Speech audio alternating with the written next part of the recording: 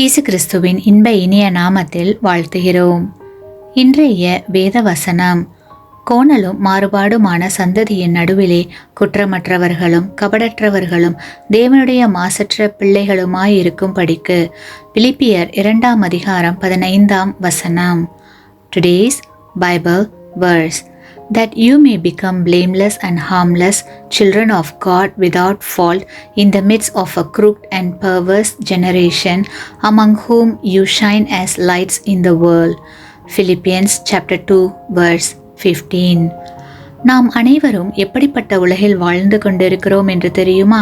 எல்லாம் உடனே நடந்துவிட வேண்டும். ஐஸ்வர்யமும் பணமும் நாம் எதிர்பார்ப்பது போல உடனே கிடைத்துவிட வேண்டும் என்று எதிர்பார்க்கிறோம். அதற்காக அநேக நேரங்களில் மனசாட்சியையும் விட்டுவிட்டு துணிகரமான தவறான பாதையை தேர்ந்தெடுக்கிறோம்.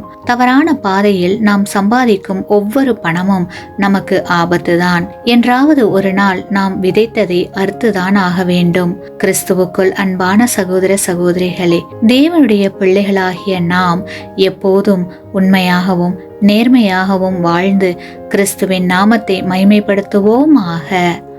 ஆமேன். நீங்கள் பெற்ற இந்த ஆசீர்வாதத்தை மற்றவர்களோடு பகிர்ந்து கொள்ளுங்கள்.